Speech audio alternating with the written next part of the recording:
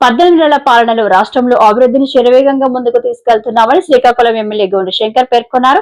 Rural మండలం Singapuram TDP కార్యాలయంలో press meet నిర్వహించారు. 18 నెలల కాలంలో కూటమి ప్రభుత్వం తీసుకొచ్చిన సంస్కరణలు, చేసిన అభివృద్ధి, చేయబోతున్న ప్రాజెక్టుల గురించి తెలియజేశారు.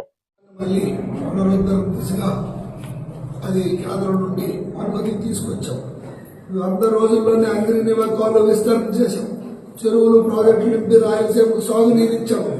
సమర్థ నీటి నిర్వహణతో 6.08 మీటర్లకు పెరిగిన భూగర్భ జలాలు కూడా పోలవరం పనుల్లో పురోగతి, R&R ప్యాకేజీ చెల్లింపులు వేగంగా, వెలువడ్ల పనులు కూడా జరుగుతున్నాయి.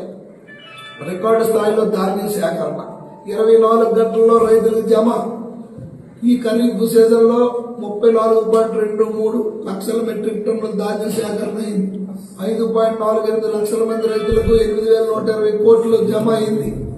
అలాగే మార్కెట్ ఇంటర్వెన్షన్ పొగాకు, మామిడి, కోకో, ఉల్లి సహా పంటలకు 1,100 కోట్ల రూపాయలు పైగా సాయం చేయడం జరిగింది. రాష్ట్ర ఆర్థికాభివృద్ధి డబుల్ డిజిట్ గ్రోత్ 11.28% పెరిగిన మూలధన వ్యయం. రాష్ట్ర వ్యాప్తంగా రెవెన్యూ సదస్సులు, రాజముద్రతో పట్టాదారు పాస్ పుస్తకాలు, నాలా చట్టం రద్దు, మళ్లీ అస్తవ్యస్తమైన రీసర్వేని మళ్లీ 4వ విడతగా ఈ రోజు ప్రారంభించాం. రాష్ట్ర వ్యాప్తంగా ఇల్లు లేని పేదలకు గ్రామాల్లో 3 సెంట్లు, పట్టణాల్లో 2 సెంట్లు ఉచితంగా స్థలం దరఖాస్తుల స్వీకరణ ఆల్రెడీ పూర్తయింది. గేట్స్ ఫౌండేషన్, టాటా సంజీవనితో DG health care universal health పాలసీని కూడా తీసుకురావడం జరిగింది. విద్యా వ్యవస్థలో పెను మార్పులు, మెగా పేరెంట్స్ మీటింగ్, అలాగే మధ్యాహ్నం డొక్క సీతమ్మ పథకం ఇంటర్మీడియట్ విద్యార్థులకు కూడా పెట్టడం జరిగింది. సర్వేపల్లి రాధాకృష్ణ కిట్స్ పారదర్శకంగా పంపిణీ చేశాం. 1వ తరగతి నుండి ఇంటర్మీడియట్ వరకు 75 లక్షల విద్యార్థులకు హెల్త్ చెకప్. విద్యార్థుల్లో పరిశుభ్రత, ఆరోగ్యకరమైన అలవాట్లు పెంచేలా ముస్తాబు కార్యక్రమాన్ని కూడా ప్రారంభించడం జరిగింది. గాడిన బండ్ల విద్యుత్ రంగం, రూట్ అవునుకు అంకురార్పణ, విద్యుత్ కొనుగోలు ధరలు తగ్గించేలా కార్యాచరణ. ప్రస్తుతం ఉన్న యూనిట్ ధర ₹5.19 నుండి ₹4.80 తగ్గేలా చర్యలు. క్లీన్ ఎనర్జీ ప్లాట్ల స్థాపనకు 3 లక్షల కోట్ల పెట్టుబడులు. 20 లక్షల SC ST కుటుంబాలకు ఉచితంగా సోలార్ రూఫ్ టాప్, బీసీలకు 20,000 అదనపు సాయం. తగ్గిన క్రైమ్ రేట్, గంజాయి, డ్రగ్స్ అరికట్టాం. ఈగల్ టాస్క్ ఫోర్స్ ఏర్పాటు చేశాం.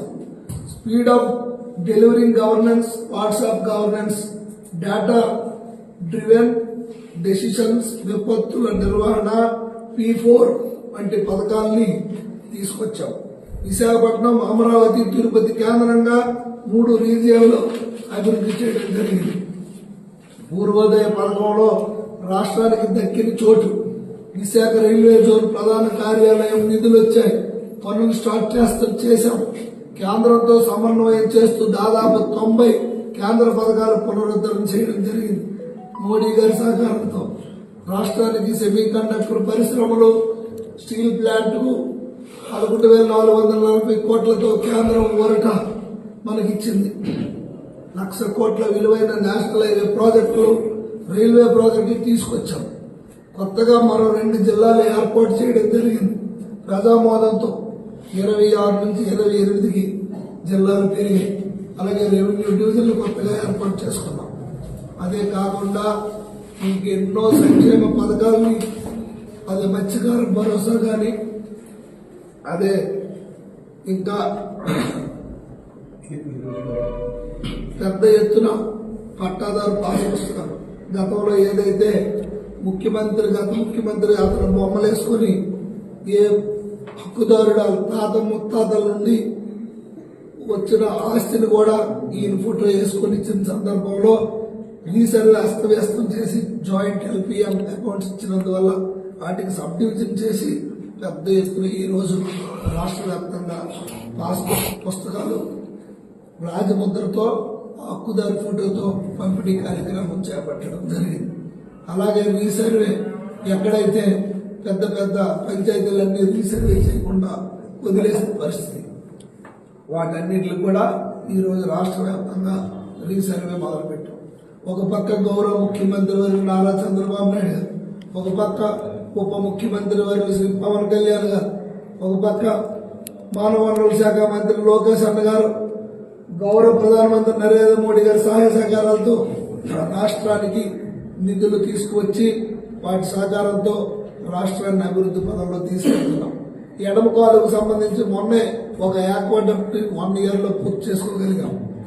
ఒక్క 18 నెలల్లో గౌరవ కేంద్ర మంత్రి రామ్మోహన్ నాయుడు గారు ప్రత్యేక శ్రద్ధ పెట్టి మా బోధాపురం ఎయిర్పోర్ట్ ని 75% పూర్తి చేశారు. అంటే 95% పని పూర్తయింది. రేపు 4వ తారీఖున ఫ్లైట్ ఢిల్లీ నుండి రాబోతుంది, టెస్ట్ ఫ్లైట్. సో మే కల్లా పూర్తి స్థాయిలో మనకి ఇంటర్నేషనల్ ఎయిర్పోర్ట్ అందుబాటులోకి వస్తుంది. అలాగే గౌరవ మంత్రి వారి లక్ష్మీనాయుడు గారు ఆయన ప్రాంతంలో మూలపేట పోర్టు శరవేగంగా నిర్మాణం జరుగుతున్నాయి. త్వరలో అక్కడ కూడా ట్రయల్ రన్స్ వేయబోతున్నాం. అలాగే బీచ్ కారిడార్ ఒక పక్క మనకి డిపిఆర్ నడుస్తుంది. సో ఉత్తరాంధ్రకి ప్రత్యేకమైన శ్రద్ధ తీసుకుని ఏదైతే ఇంటర్నేషనల్ ఎయిర్పోర్ట్ భోగాపురం వస్తే తప్పకుండా ఈ ప్రాంతం అభివృద్ధి చెందుతుంది. మనకి హార్డ్లీ 1 hour ఇక్కడ నుండి 1 hour లో ఇంటర్నేషనల్ ఎయిర్పోర్ట్కి వెళ్తాం. ప్రపంచంలో ఎక్కడికైనా అక్కడి నుండి వెళ్ళిపోవచ్చు. సో అలాంటి అవకాశం వస్తే చాలా అనుబంధ రంగమైనటువంటి మనకి వస్తాయి. పరిశ్రమలు వచ్చే అవకాశాలు ఉన్నాయి. పెద్ద ఎత్తున ఇన్వెస్టర్స్ వస్తారు.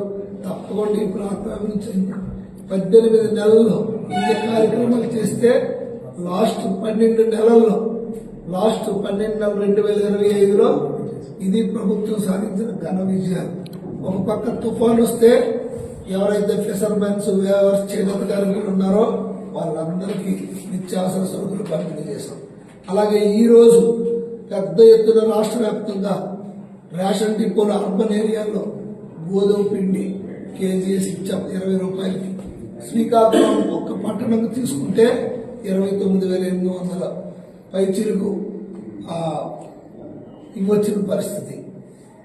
కార్డులు అంటే 22 రూపాయల సబ్సిడీ అంటే 6,80,000 రూపాయలు ఈరోజు సబ్సిడీ మనం ఇవ్వడం జరిగింది శ్రీకాకుళం పట్టణం.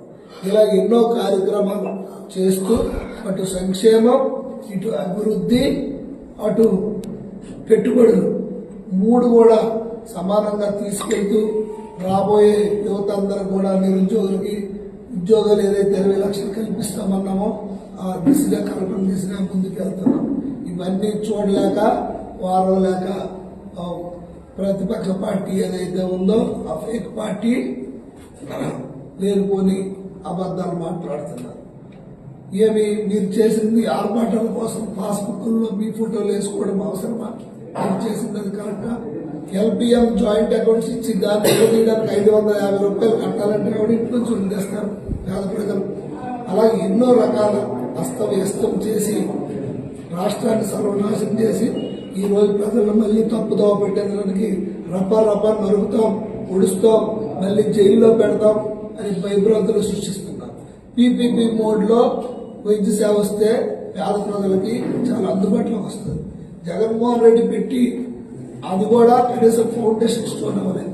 గవర్నమెంట్ లో మెడికల్ కాలేజీలు అమ్ముతారంట. గవర్నమెంట్ కాలేజీలో మెడికల్ కాలేజీలో సీట్లు ఎలా అమ్ముతారు? అప్పుడు 50% పంపడం నువ్వే పెట్టావు కదా.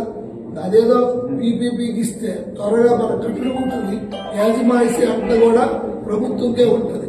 సో అందుకు ప్రజలు తప్పుదో పట్టిందని ఎవరు నమ్మే పరిస్థితుల్లో లేరని నేను ఈ సందర్భంగా తెలియజేసుకుంటూ ఈరోజు ఈ కార్యక్రమానికి ఇచ్చేసేసింది టైం లేట్ అయినా వెయిట్ చేసినందుకు మీడియా మిత్రులందరికీ హృదయపూర్వక ధన్యవాదాలు తెలియజేసుకుంటూ అదే శ్రీకాకుళం విషయానికి వస్తే ఈ నియోజకవర్గంలో రథసప్తమి రాష్ట్ర పండుగగా గత సంవత్సరం ముఖ్యమంత్రి వర్యులు గౌరవ ముఖ్యమంత్రి అడిగిన తక్షణమే 3 రోజులు ఉత్సవాలు జరపడానికి జీవో ఇచ్చారు.